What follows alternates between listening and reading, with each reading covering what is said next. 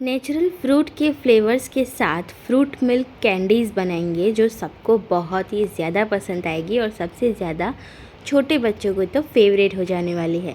तो उसके लिए आप यहाँ पे अपनी पसंद के कोई भी फ्रूट्स ले सकते हैं। यहाँ पे हमने ग्रेप्स, ऑरेंज, फिर पोमोग्रेनेट यानी कि अनार, फिर लिया है मैंगो आप कोई भी यूज़ कर सकते हैं, बादाम हो, केसर हो या फिर आप जो भी चाहे वो ऐड कर सकते हैं इसके अंदर। और फिर है यहाँ पे तरबूज यानी कि वाटरमेलन। अब सब कुछ अच्छे से धो लेना है। तो ग्रेप्स हमने दोनों टाइप के लिए हैं, ब्लैक ग्रेप्स और ग्रीन ग्रेप्स दोनों लेने हैं। उससे कलर भी बहुत बढ़िया आता है और टेस्ट भी दोनों का मिक्स होके बहुत ही अच्छा आता है, क्योंकि ग्रीन ग्रेप्स ना थोड़े से टेंगी होते हैं, थोड़े से खट्टे होते हैं, और जो ब्लैक ग्रेप्स होते हैं वो बहुत ही मीठे होते हैं। और यहाँ पे ऑरेंज ली है। तो ऑरेंज में भी दो टाइप के होते हैं, संतरा और मौसम्बी, दोनों अलग अलग होते हैं। तो हमने यहाँ पे संतरा लिया है। और फिर इसके साथ है यहाँ पे पोमोग्रेनेट। तो इसको ना कट करने की एक टेक्निक है। ऊपर वाला जो पार्ट होता है ना, वहाँ पे अगर आप 4 या 5 कट लगा कर के ऊपर का हिस्सा निकाल दोगे तो आप अंदर से देख सकोगे आसानी से कि कौन से पार्ट में ज़्यादा अनारदाने हैं। फिर उसे इस तरह से उसके कट्स लगा लेने हैं और एक एक उसकी जो स्लाइस है वो ओपन करते जाओगे तो आपको आसानी से अनारदाना निकलने की टेक्निक इस तरह से मिली रहेगी। ठीक है, ये देख सकते हैं आप लोग, फटाफट से निकल जाता है, ज़्यादा मेहनत भी नहीं लगती। तो ये आपको अनारदाना निकालने की टेक्निक भी बता दी। अब सारे फ्रूट्स को हमने यहाँ पे अच्छे से चॉप कर लिया है। और हाँ, जो संतरे का ऊपर वाला वाइट हिस्सा होता है ना, वो ज़रूर निकाल दीजिएगा, जिससे कि हमें उसका पल्प ज़्यादातर मिला रहे। अब यहाँ पर एक मिक्सचर जार ले रहे हैं, उसके अंदर सबसे पहले ऐड करेंगे वाटरमेलन यानी कि तरबूज, और फिर ऐड कर देनी है हमने यहाँ पे ग्रेप्स।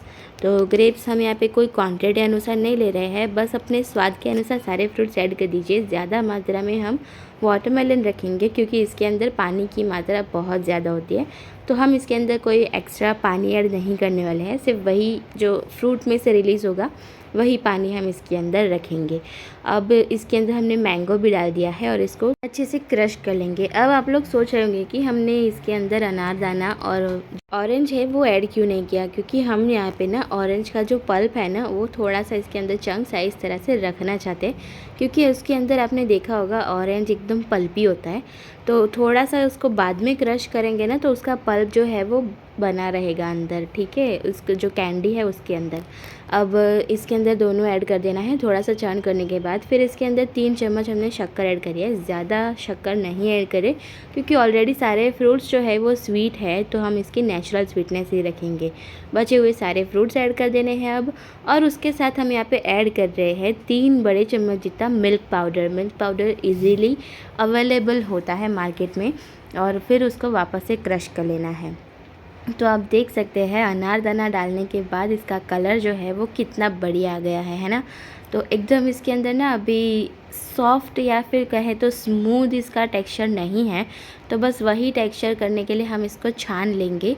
छानना इसलिए भी इम्पॉर्टेंट है क्योंकि इसके अंदर जो हमने ग्रेप्स ऐड करी थी ना, उसका जो छिलका होता है वो अभी भी इसके अंदर प्रेजेंट है। तो हम जो जितने भी छिलके होंगे वो सारे निकल जाए, इसलिए हम इसको छान रहे हैं, क्योंकि वो जब कैंडी में आएंगे ना तो खाने में मज़ा नहीं आएगा।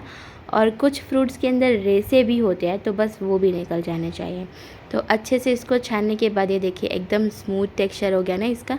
अब इसको हम जो कैंडी वाला जो या फिर कुल्फ़ी वाला हमारे पास जो मोल्ड हो उसके अंदर सेट होने के लिए डाल देना है।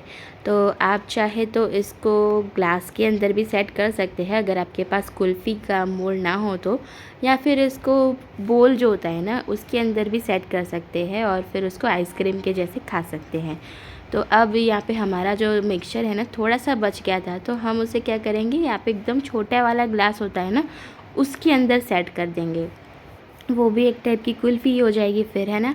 और ये सारे मोल्ड्स जो है उसको हमें बंद कर देना है। और जो ग्लास वाला मोल्ड है ना उसको किस तरह से बंद करना है वो हम आपको एक ट्रिक दिखाते हैं।